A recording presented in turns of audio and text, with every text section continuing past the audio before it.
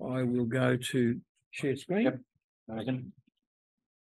Before I do that, Tom, did you want to say anything more? Not really, except that I am searching for information on the Goebel story, and my email will be up at the end. And if you've got anything that I should know, please send it to me. But then I've recorded this, so that I can sit back and pick the mistakes out. Thank you very much. And what I'll do now is I'll put the recording on. It's a timed recording that will go for about 40 minutes, I think. And give an opportunity for each slide to be viewed with Tom's commentary. And questions will take place at the end. Today we'll have a look at how the famous Blériot XI happened to be built. We'll look at the Shuttleworth collection Blériot. We'll look at how the Blériot XI influenced the design of aircraft. We'll look at the history of Guillaux in Australia in 1914, and we'll finish by looking at the Blériot's relatively short World War I military history.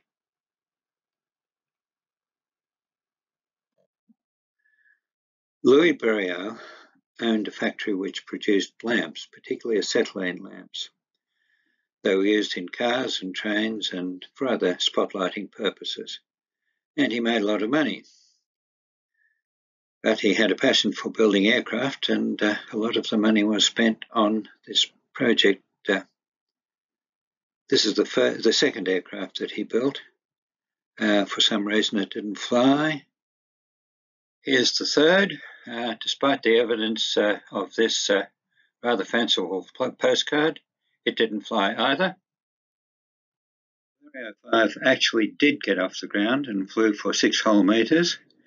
In the light of the later developments, it's interesting to notice that it's almost the reverse. A pusher engine at the rear of the aircraft, tail first configuration. Quite fascinating. The Blériot VIII was considerably more successful. It flew for about 500 metres and actually made a U-turn. The big invention for this aircraft was the sprung undercarriage. It seems ridiculous, but that was very important because of the rough ground that was used, and it ensured a great deal of stability for the aircraft. The Langley Aerodrome was an aircraft built by the Englishman Langley, and this Blériot VI seems to have been influenced very much by that. And it flew for 184 metres, the longest flight in France up till September 1907. The Blériot IX set the pattern for success. Monoplane, sprung tailwheel undercarriage, controlled by a joystick. Monoplanes were having a bit of bad press at this time, and so Blériot tried out the general characteristics of the Wright brothers' designs. Interesting that the Wright brothers tended to stick to the same idea, whereas if you've seen already, Blériot had tried many different shapes of aircraft. Now, could we have a drum roll, please? Because this is the famous Blériot XI on its way across the channel and into history. It could only fly at a couple of 100 feet altitude, but it managed to make the flight. Picture of the aircraft before it took off, several people working on the engine, which we'll come back to later on. Blériot crossed the coastline at a low area indicated by a compatriot excitedly waving a tricolour, and made this rather inelegant landing in England. Time of the flight, Blériot was in a rather bad way financially. He'd spent all his money, all his wife's money, and things were not looking very good, but immediately he became a hero who was feted throughout Europe. You see the picture of him being driven through London. The French Navy sent the destroyer on the bottom left to pick up him and his aeroplane. He came back to France and immediately found that he could sell many aeroplanes throughout Europe and established a new factory, which we'll talk about later on. What we're going to do now is have a look at the Shuttleworth collection, Blériot XI, the Manche. Well, it's a copy of the aircraft which Blériot flew the Channel in.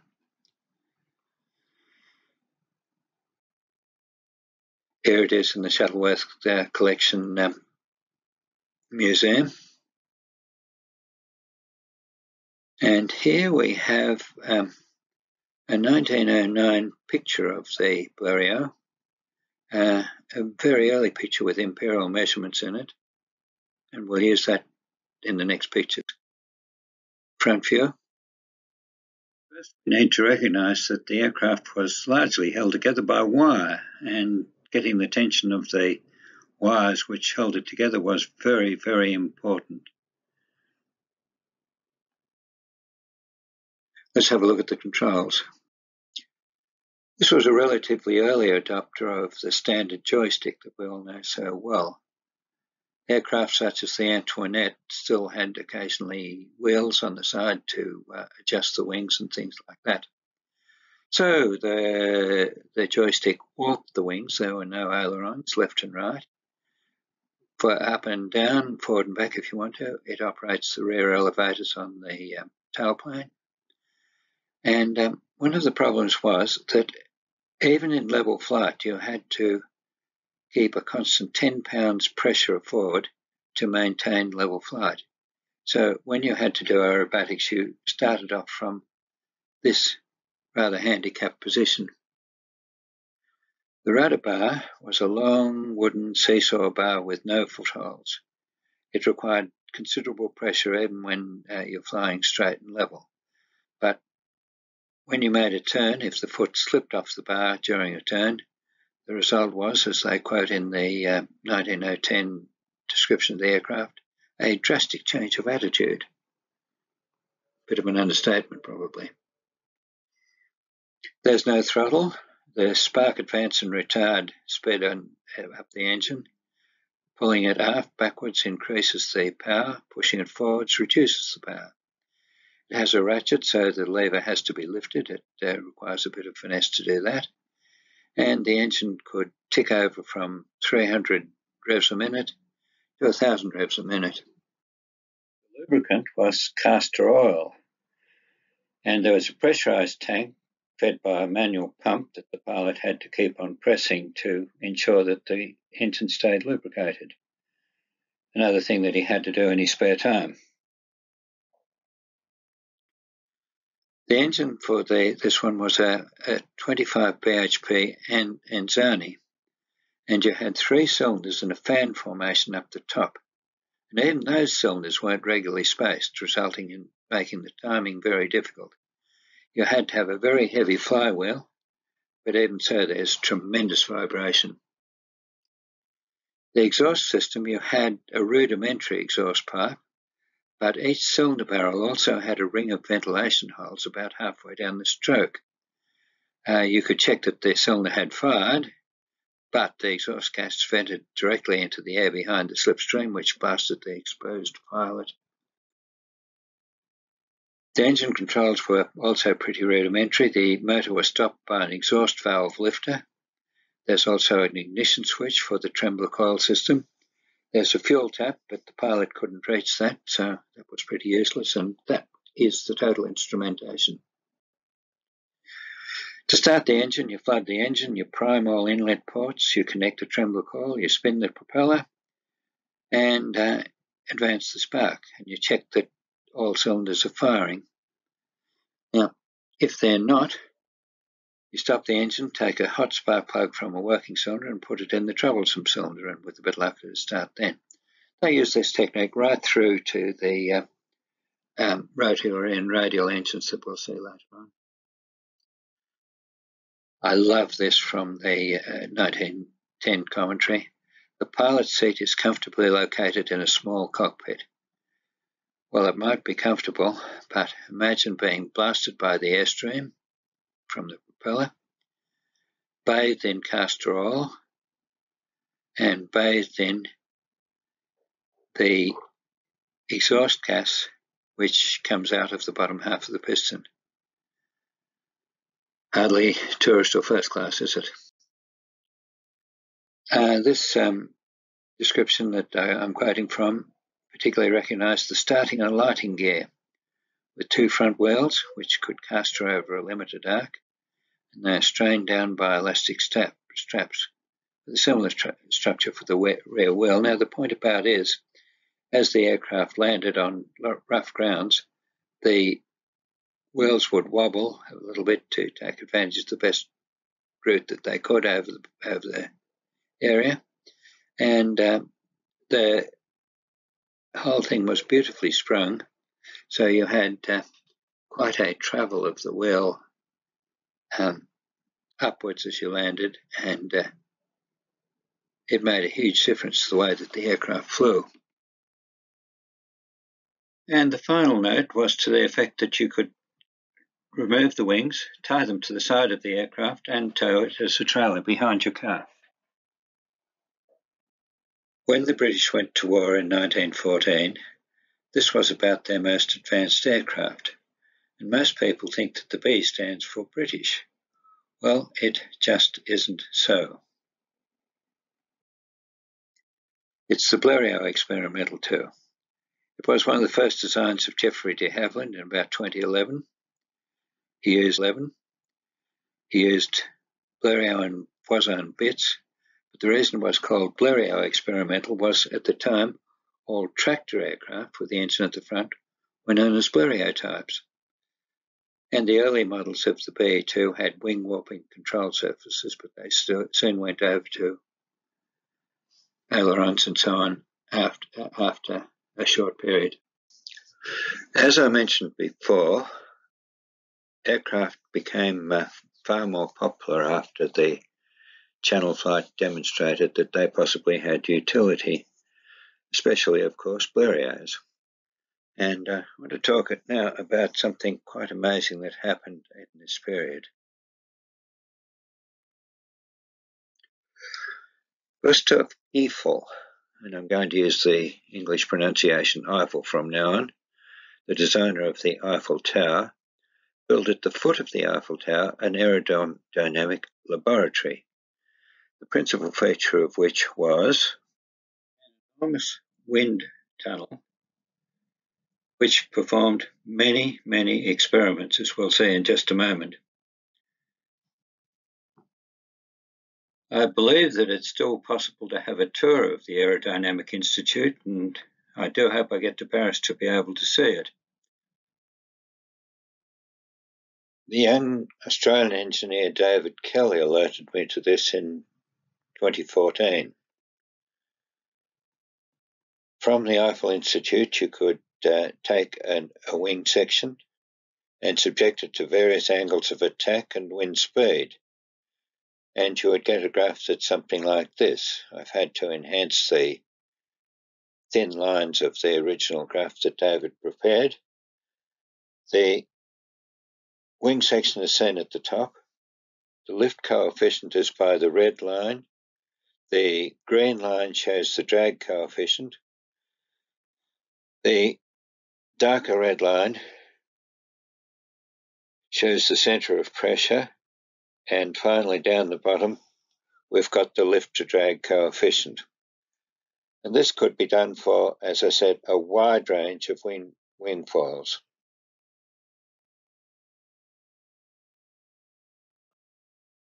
Almost immediately, you started seeing specialised aircraft for different purposes.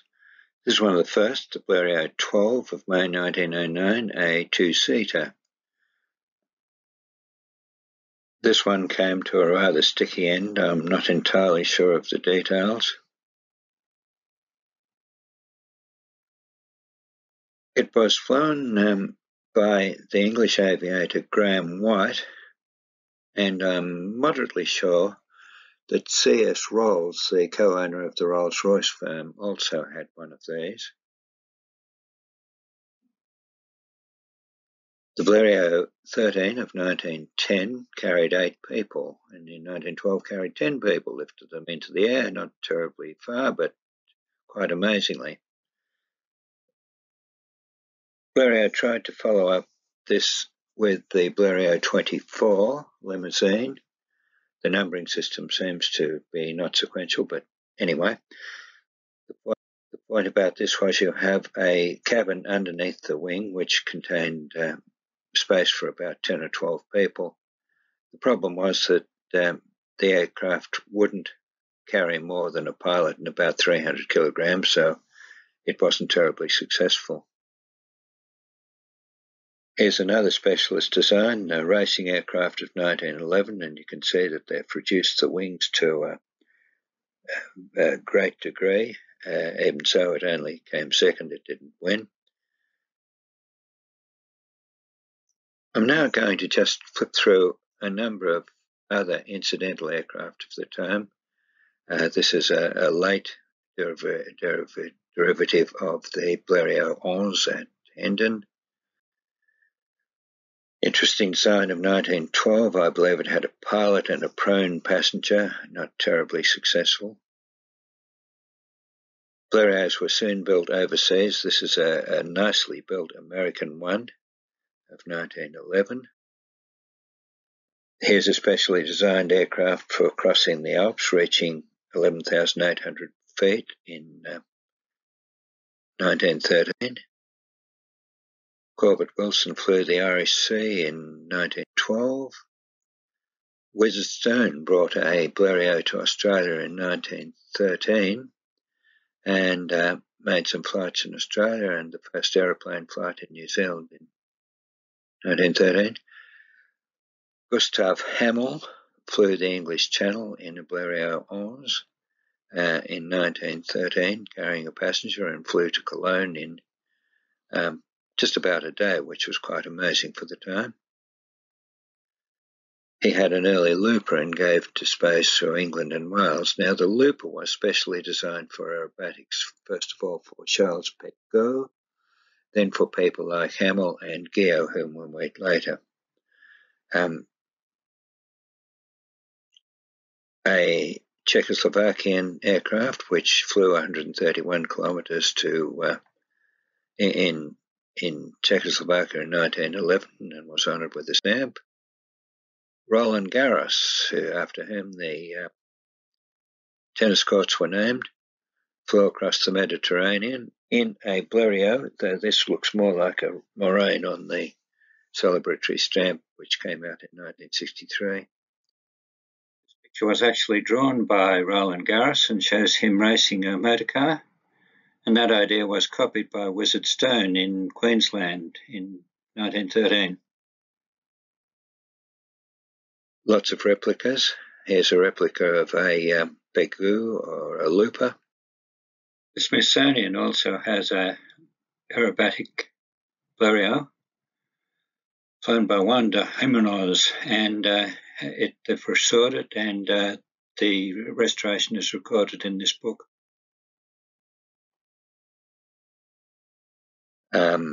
An aircraft built in California. It's now in the Canadian Aviation and Space Museum. A lovely German replica, which obviously flies very well. And of course, Maurice Guillaux's Blériot, which should soon be restored to its rightful position at the Powerhouse Museum. Particularly fond.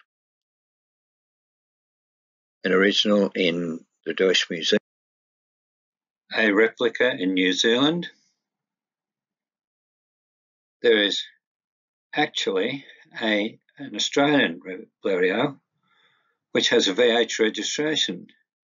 I've lost track of where that is at the moment.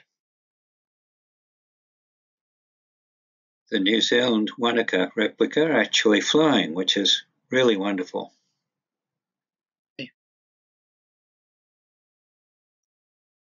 The first aeroplane flight in New Zealand, as I mentioned, was Wizard Stone. Here he is again. And a group of English businessmen bought for New Zealand just before the war their first military aircraft, which they donated to the New Zealand government, and it was christened Britannia, and here it is flying over the Auckland exhibition grounds. We're now going to move on to a brief discussion of the visit of Maurice Guillaux to Australia in the 6 months preceding the war. His aircraft was amazing because it not only just flew, but it did rolls, loops, vertical dives, pulling out feet above the ground and all sorts of other things, and it created a sensation throughout the country.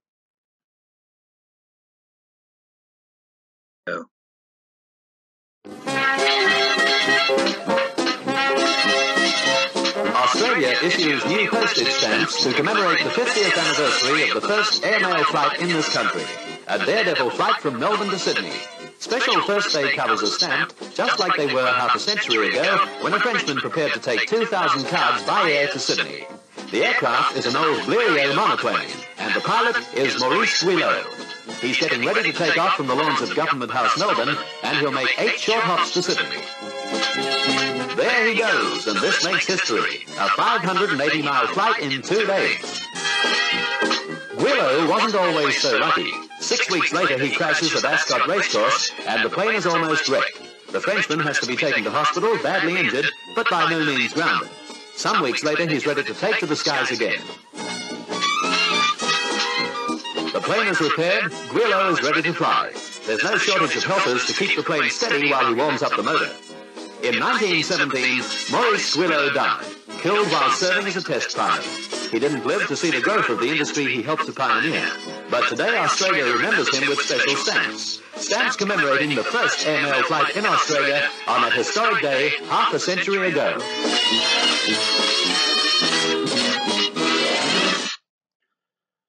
There was a considerable amount of film taken at the time, and it has all been lost apart from the 2 little clips shown in that brief extra.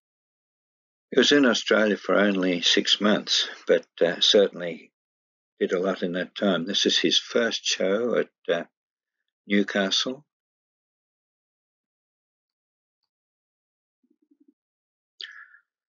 His show in Sydney, as you can see, required special trams from Circular Quay and Railway Station to get people to the site at Zetland.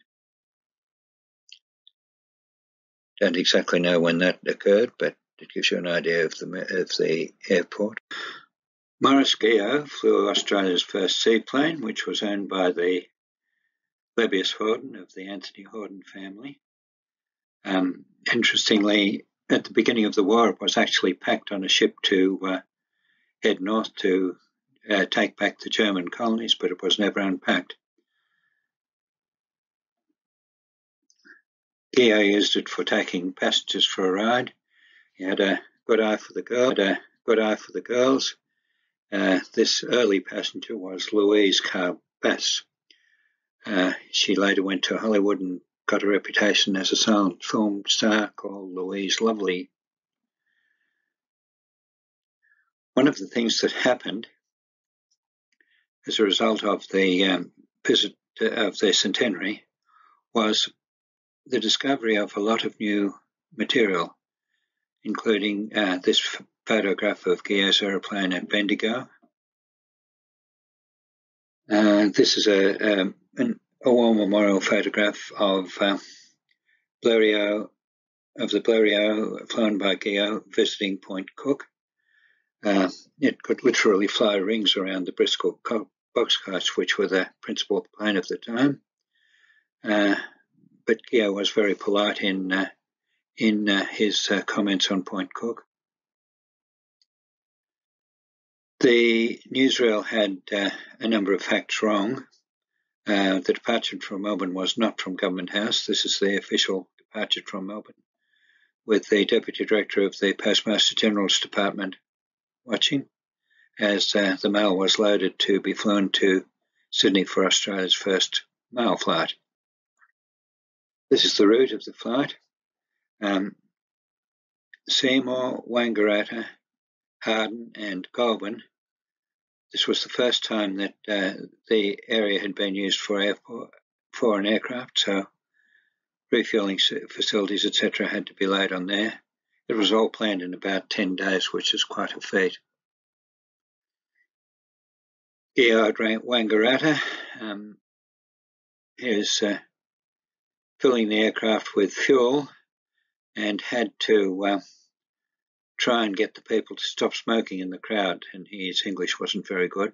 This photograph was taken and reproduced by the postal authorities for a souvenir. This picture was found at Goulburn War Memorial Library, and it shows the local dignitaries greeting Guillaux at Goulburn. The main cargo was 1,785 postcards. You can buy them now for about $300 or $400 each. This is Guillaux's welcome at Sydney in the Domain. They landed in the Domain. There was a huge advertising blitz as a result of the flight from Melbourne to Sydney, especially by OT Cordial, which sponsored the flight. And this advertisement was printed almost 500 times. Guillaux also endorsed thermos flasks, Zeiss binoculars, Puckmobile cars, and a whole lot of other things. He is very, very popular. His last Sydney show was at Ascot, which is part of Mascot Airport now. His last show occurred just after the declaration of war, and it was at Bathurst. And the show included a new act, a demonstration of bombing. The reason that Guillaux was so popular was because his aircraft for the first time did something more than just fly. He could loop, he could roll, he could dive, he could climb at enormous speed. A standard trick was when people came to see him, they had to pay at the racecourse. 2 shillings to sit in the stand, 1 shilling to stand in the racecourse. And of course, it was free to gather around the racecourse. So his trick was to fly around the racecourse at a height of about 4 feet, so that all the freeloaders had to dive for cover. All quality photograph is interesting. It shows Guillaux travelling with the first soldiers to go to the war in Europe on HMAT Orvieto. The next thing we hear about him comes from Norman Ellison's book, Flying Matilda. Apparently he is an instructor for the Australian No. 5 Squadron at Shawbury, Shropshire, in the middle of 1917. The squadron had just taken over its first 80-horsepower aircraft, and Guillaux bet the English pilots of the air station that he could take off and fly with the aeroplane carrying 6 people. So the bet was accepted, and Guillaux gathered up 6 people who are all named here, strapped 2 to either wing, put the 5th person in the second cockpit, and flew the aircraft off and reached a height of 1,000 feet. The bet was therefore won. It's a very detailed account. There's only one thing wrong. It couldn't possibly be true, because 5 Squadron was born in July 1917, and Guillaux had already been dead for 3 months when that had happened. You can't believe everything that you read, no matter how authoritative the source looks. Late in 1917, another story appeared in many Australian newspapers. It said that Guillaux, the aviator, had been shot as a spy. He had flown the plans of the French behind the lines and delivered to the Germans, and consequently was shot, and they go into detail about what a nasty character he was. Again, completely ridiculous, because Guillaux had been dead for about 10 months when the story appeared, and it was soon comprehensively debunked. Here are the details. Here is his tombstone in the cemetery of Neuilly-sur-Seine, and his funeral was certainly attended by a who's who of the French and English military and Air Force aviation people. It's absolutely ridiculous. A lot of these stories floating around. I think I've got an explanation for them, but that's for another time. The aircraft was bought by Graham Carey. He wasn't going to do aerobatics in it, but he flew it for war loan, publicity, and various other things. Quite a character. In the centenary of the flight, we used a Jabiru to play the part of the Blériot, and it's interesting to see that the main difference was the size of the engine, and of course the fact that the Jabiru could fly 4 people in air-conditioned comfort, as we've already talked about the Blériot. Well, at last we'll get on to the Blériot's military history. This is a very fanciful picture that we'll come back to later. The Australians never acquired any military Blériots. At the outbreak of the war, 5 Blériots were offered to the government, including Wizard Stone's aircraft. There were some negotiations about the Central Flying School acquiring the Guillaux machine, but that never came to anything. The government accepted the donation of this Blériot from Thomas Reynolds, a meat salesman in Melbourne. It reached Central Flying School, but it was never flown. It was used for taxiing and ground instruction, and eventually was destroyed in about 1916. But this picture records a very interesting moment in time. This was the first time that an aircraft had been used for warfare.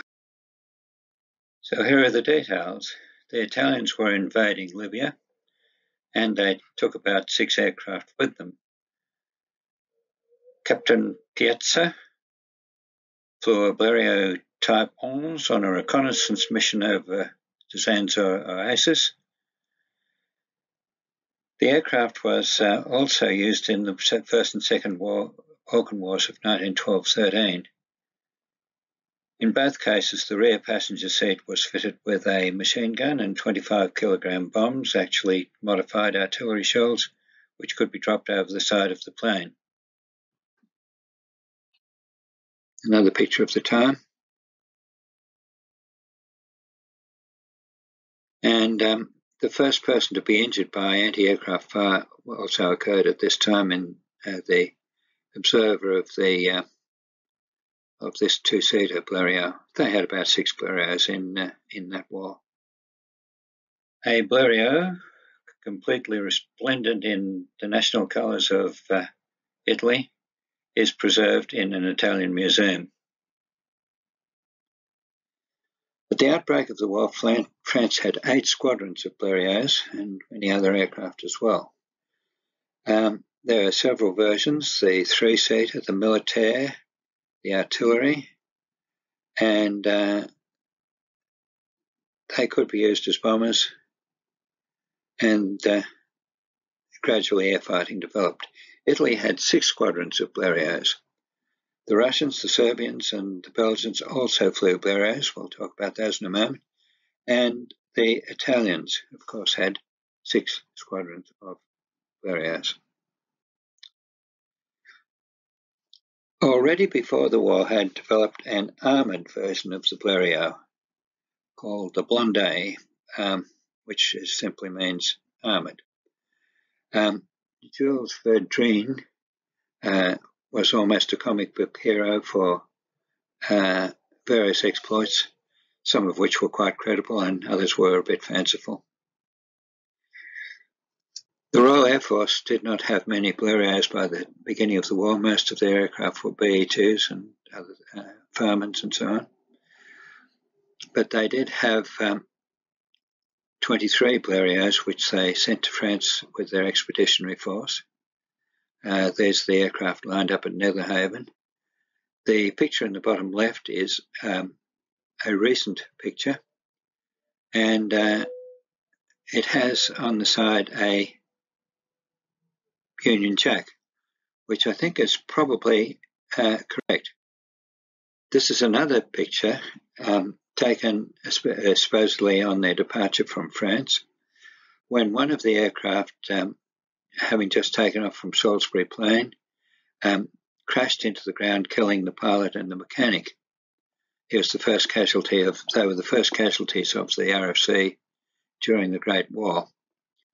So why I'm suspicious about this picture is the fact that it has roundels on the wings. I think that they were only developed later.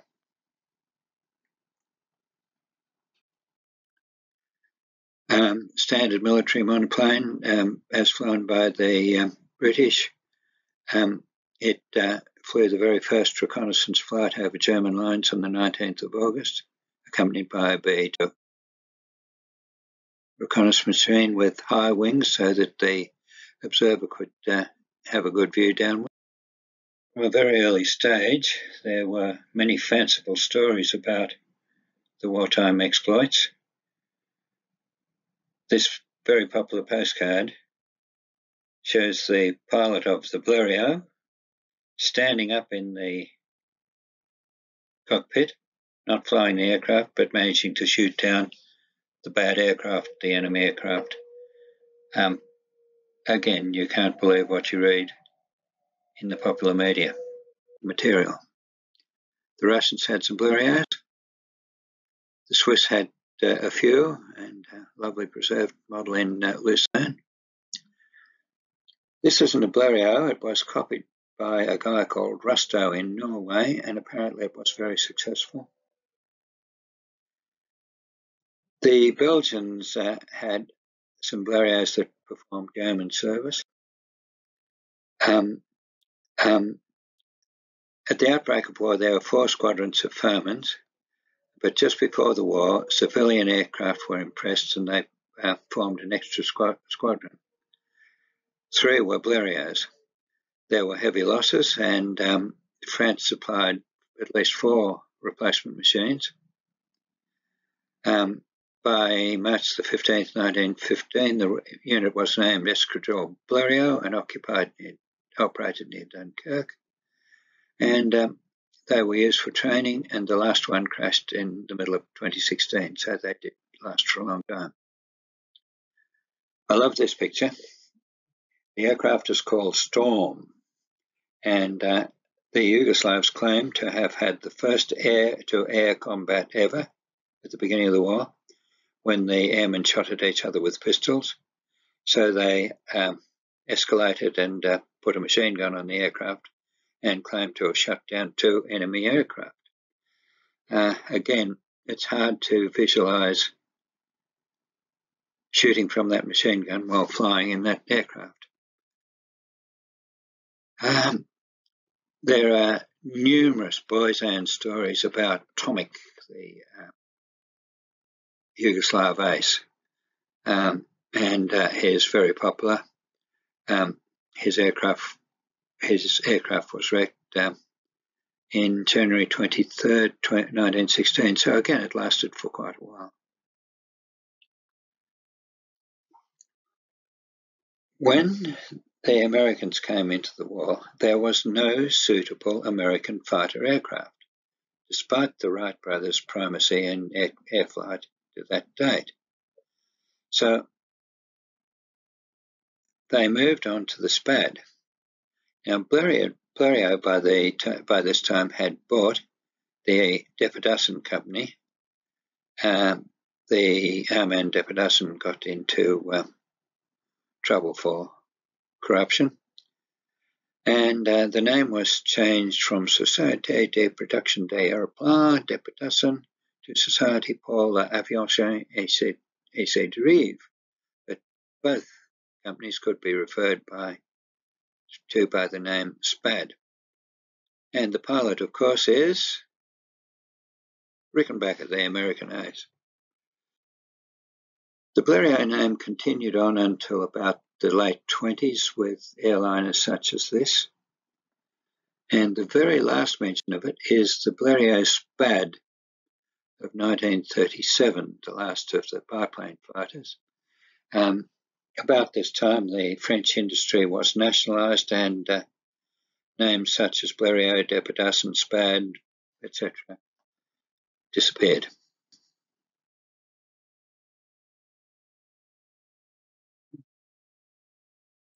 I only found 3 mistakes. How many did you find? Yeah, no matter what you do, there's always something, isn't there? Yeah.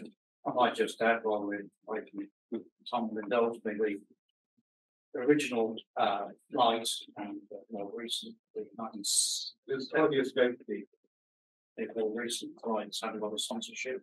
And when we tried to get sponsorship in 2014, we hardly had any funds, did we? We had Australia Post. Oh, we had the French embassy. They were absolutely brilliant. Yeah, the French. We were prepared to do it just virtually, on a shoestring budget. And one night I just sent a message at 10:30 to the French saying, "Is there any knowledge of this in Australia?"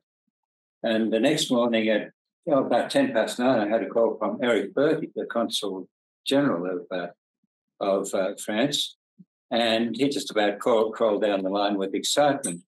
And so the French community got behind it, and what was just going to be, we had a Jabiru that was going to fly, and a few people going to join in, suddenly became a much bigger thing.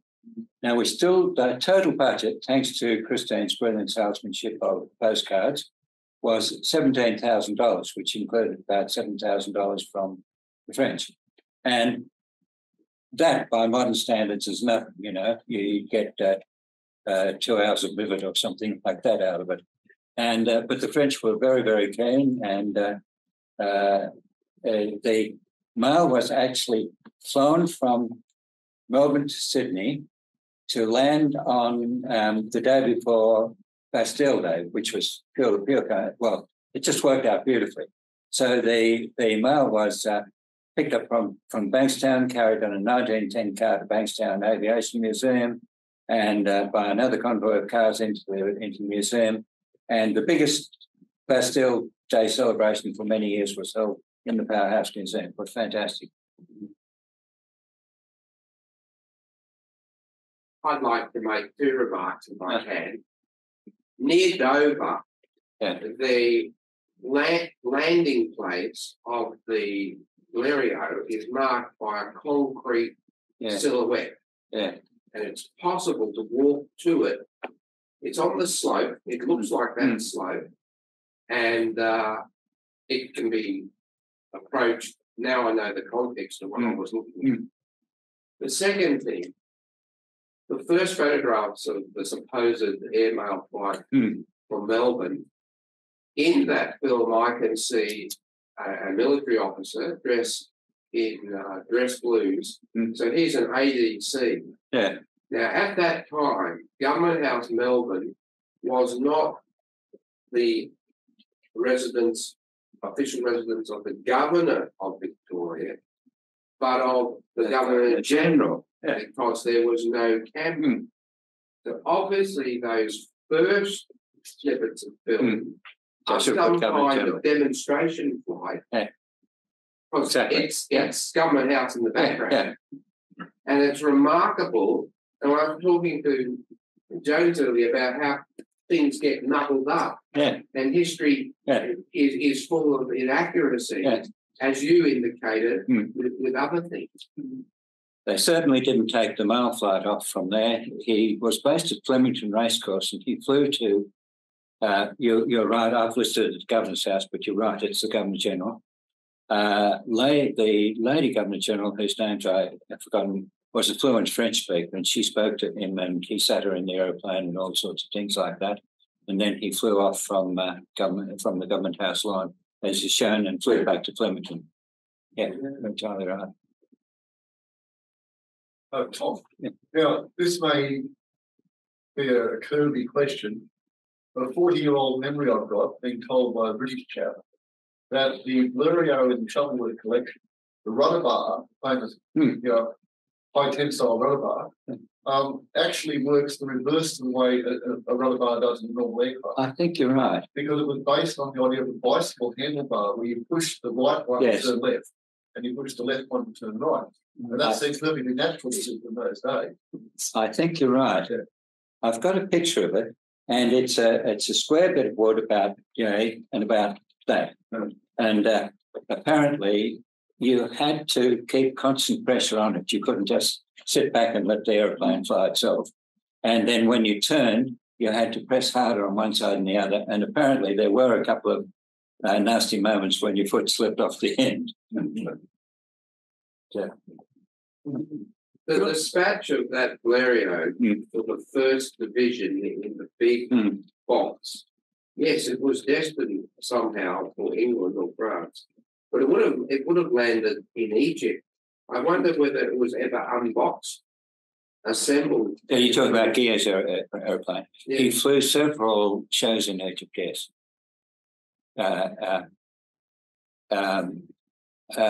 Yes.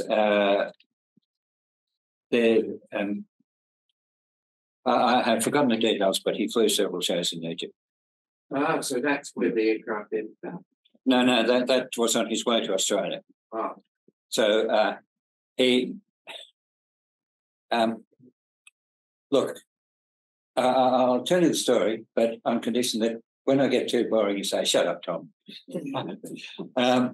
The main event, public event in France, in the sort of time from about 1910 onwards, was the Pomereux Cup.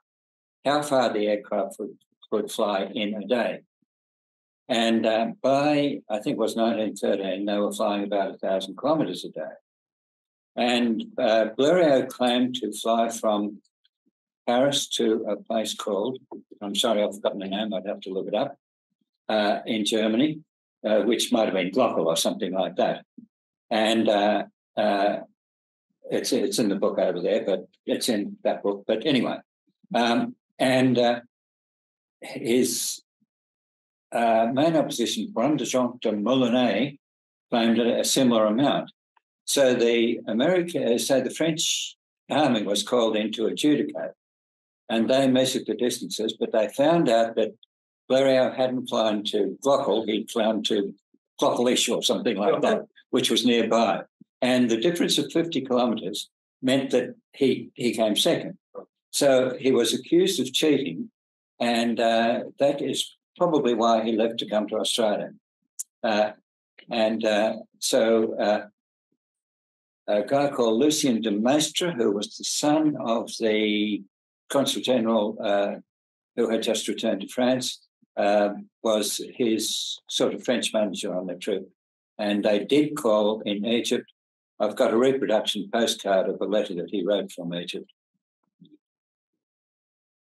You mentioned that the Belgian Air Service still had Blériots flying in 1918. No, 16. Sorry, if I put 18, it's wrong. Okay. Basically, the Blériots didn't have much of a wartime career, and I suspect it's because the rigging of a walk-wing aircraft is very, very difficult. And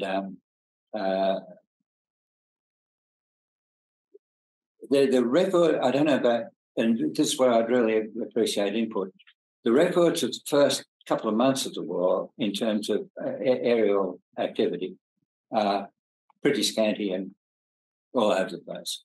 I think that they thought, oh, to hell with this wind walking stuff, we'll go for stuff with elevators on it, airlines on it. And that went down. So I think engine life is also an issue. Oh, very much. Early engines were just dozens of hours. Exactly. And frightening stuff, isn't it? The Moraine Parasol was a walk-wing plane, though, wasn't it? Yes. And it had quite a successful career. Good question. German Tail was also It's up around there. Yeah, Okay. Of course, yeah. Right. Well, I hadn't thought that, but you're right. You're entirely right. However, it is a poking technology. It's much more easy. Yeah. People hate it. The rigging of an aircraft was terribly important. And you've got people like the other bloke who's his name in Australia, and they sort of took off and crashed because basically it was a really expert job.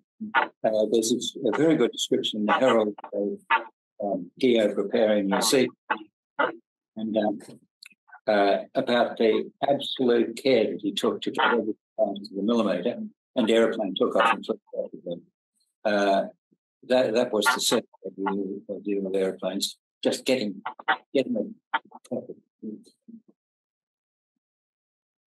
Where did you get all those photos? I got it from this book, and sorry. There are all sorts of photos on the internet, but this book contains all the Blériot aircraft up to the all the that were made. All the numbers that were made, just photos of them. Yeah. I mean, you've got which it's pretty fanciful, isn't it? I might just add, I've got a copy of forward from our library of Blériot in Britain. Yeah. Blériot and type. Yeah. I do apologise. There are other obsessives. I'm a Blériot fan too, so we can't open up A good or turbot rogers. there's I really would like authoritative figures on this. I believe that if you take into account the French Blériot, the American ones, and the English ones, about 1,000 and something Blériot were built, but the records are pretty shaky. But there's a surprising number of Blériot and Blériot replicas around. Can I just add something here from the chat? Yeah. Andrew Ferry has said that old Rhinebeck Aerodrome also has a restored original 11, which was flown in the 1970s, and he's given us a website here, oldrhinebeck.org. And I've forgotten your name. Warren has beautiful pictures of it too, so I'll look it up. Oh, right. Okay. So if you're still on that, tell him. Okay. Yeah. Do you think we might finish up? I think we might Is that finish. all right? I've beaten your ears. Thank you very much. Can I just also add, my thanks for that. There were 124 slides here, and there were only two of us who started to look like we were falling asleep. No names, no fact drill. And thank you really for that, and for attending the practice beforehand, so we didn't have any major glitches. No, it was good. Thank you very well. And I checked, and people online were getting everything. Good. We're just so grateful. It was such a fascinating talk about all those aspects of the Blériot. I'll let Gareth do the thank yous for that. Right, well, thank you. Yes. It is. Thank you very much. Fascinating talk. And we all thoroughly enjoyed it. Thank you. Thank you. Thank you. Okay. Thanks for listening and the input. I'll go and look up Rhinebeck. Bye-bye, everybody. Bye-bye. You see the photograph? Yeah, I did. Now, I've got